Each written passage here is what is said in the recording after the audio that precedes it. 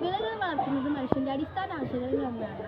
ലോകത്തിലെ ജനസംഖ്യ കൂടിക്കൂടി വരികയാണ്. അതുകൊണ്ട് എല്ലാവർക്കും ഭക്ഷണം കിട്ടുന്നതിനായി നമ്മുടെ കൃഷിരീതികൾ കൃത്യതയുള്ളതും വേഗതയുള്ളതുമാകണം. ഇവിടെയാണ് ഫാം ഓട്ടോമേഷന്റെ പ്രസക്തി. ഫാം ഓട്ടോമേഷൻ എന്നത് കൃഷിയിൽ ടെക്നോളജി ഉപയോഗിച്ച് ജോലികൾ യാന്ത്രികമാക്കുന്ന പ്രക്രിയയാണ്. കേരളത്തിലെ കൃഷിയിൽ ഏറ്റവും പ്രാധാന്യം സംയോജിത കൃഷിക്കാണ്. ഇത് ഒരേ സ്ഥലത്ത് വിളകൾ, കന്നുകാലികൾ, മത്സ്യകൃഷി തുടങ്ങി സംയോജിച്ച് നടത്തുന്നു. സംയോജിത കൃഷിയിൽ ഫാം ഓട്ടോമേഷൻ എങ്ങനെ കാര്യക്ഷമത വർദ്ധിപ്പിക്കുന്നു എന്ന് തെളിയിക്കുന്ന ഒരു മോഡലാണ് ഇത്. ഈ മോഡലിൽ ഒരു കേന്ദ്രീകൃത നിയന്ത്രണ യൂണിറ്റ് ഉണ്ട്. ഈ കേന്ദ്രീകൃത നിയന്ത്രണ യൂണിറ്റ് ഇന്റർനെറ്റ് കണക്ഷൻ ഉപയോഗിച്ച് പ്രവർത്തിക്കുന്നതിനാൽ കർഷകർക്ക് വീട്ടിൽ നിന്ന് തന്നെ മൊബൈൽ ഫോൺ വഴിയോ കമ്പ്യൂട്ടർ വഴിയോ ഈ സിസ്റ്റം നിരീക്ഷിക്കാനും നിയന്ത്രിക്കാനും കഴിയുന്നു. ഈ സംവിധാനത്തിന് ആവശ്യമായ വൈദ്യുതി ലഭിക്കുന്നത് സോളാർ പാനലിൽ നിന്നാണ്. ഈ കേന്ദ്രീകൃത നിയന്ത്രണ യൂണിറ്റ് ഇന്റർനെറ്റ് കണക്ഷൻ പ്രധാനമായി 3 ഘട്ടങ്ങളിലൂടെയാണ് പ്രവർത്തിക്കുന്നത്. വിവരശേഖരണം, വിശകലനം, പ്രവർത്തനം. വിവരശേഖരണം പ്രധാന സെൻസറുകളും ആണ്. ഇവിടെ മണ്ണിലും ജലത്തിലും സെൻസറുകൾ സ്ഥാപിച്ചിട്ടുണ്ട്.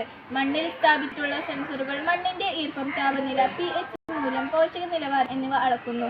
ജലത്തിൽ സ്ഥാപിച്ചിട്ടുള്ള സെൻസറുകൾ ഓക്സിജന്റെ അളവ്, താപനില, pH മൂല്യം ഇവ അളക്കുന്നു.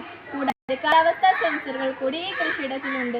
ഇത് താപനില, അന്തരീക്ഷ ഈർപ്പം, മഴയുടെ അളവ്, കാറ്റിന്റെ വേഗത എന്നിവ അളക്കുന്നു.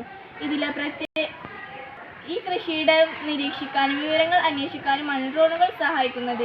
ഇതിലെ പ്രത്യേക ക്യാമറകൾ ഉപയോഗിച്ച് വിളകളുടെ ആരോഗ്യം, കീടബാധ, ജലം ആവശ്യമുള്ള സ്ഥലങ്ങൾ, കന്നുകാലികളുടെ നീക്കം തുടങ്ങിയ അന്വേഷിച്ച് തിരിച്ചറിയുന്നു.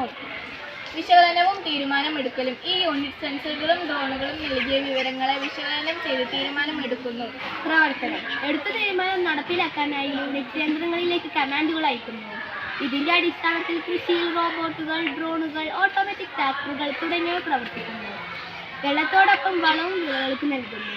ഈ കൃഷിയിടത്തിന് ജലസേചനം ലഭിക്കുന്നത് ഓട്ടോമാറ്റിക്കായി പ്രവർത്തിക്കുന്ന പ്രദേശം വഴിയാണ്.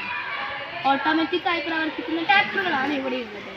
കൃഷി ചെയ്യാനും മൃഗങ്ങളെ നോക്കാനും റോബോട്ടുകളെയാണ് ഇവിടെ ഉപയോഗിക്കുന്നത്. ഈ കൃഷിയിടത്തിലെ മാലിന്യ സംസ്കരണം നടക്കുന്നത് ഓട്ടോമാറ്റിക്കായി തന്നെയാണ്. കന്നുകാലികളുടെ മാലിന്യം ബയോഗ്യാസ് പ്ലാന്റിലേക്ക് അയക്കുന്നു. ബാക്കി വരുന്നത് ദ്രാവകങ്ങൾ ആക്കുന്നതിനുള്ള ഓട്ടോമാറ്റിക് പമ്പിംഗ് സംവിധാനത്തിലേക്ക് മാറുന്നു. ഫാം ഓട്ടോമേഷൻ എന്നത് ഭക്ഷ്യസുരക്ഷ ഉറപ്പാക്കാനും കാലാവസ്ഥാ വിവരങ്ങളെ അന്വേഷിക്കാനും ഒഴിച്ചുകൂടാനാവാത്ത ഒരു ആവശ്യകതയാണ്.